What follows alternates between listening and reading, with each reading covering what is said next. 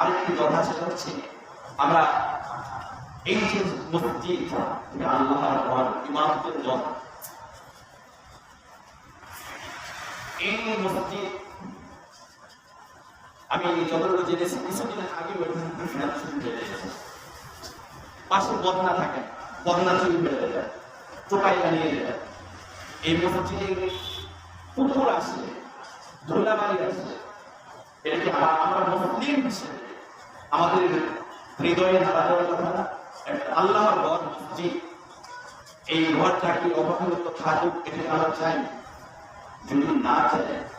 ভাই আমরা চেষ্টা করি যে আমাদের প্রতি মাসের বেতন দিলে আমাদের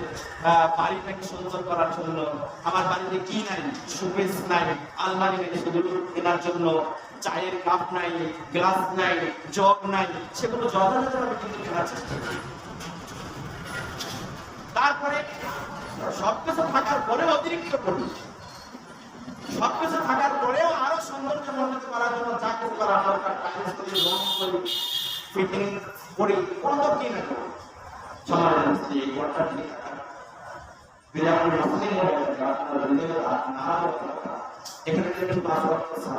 এই কয়েকটা দিনের জন্য ভাই খালেন ওনারা এই জমাটি এখানে ঝাড়ু এখানে কার্পেট নিয়ে আসে, মাইকগুলো নিয়ে আসে, এখানে সিটিং করার কোনো তো উদ্যোগ নেওয়া হয়েছে যে এগুলো এখানেই রাখার ব্যবস্থা করা হবে, একটু সিকিউরিটি দিয়ে রাখার ব্যবস্থা করা হবে। তো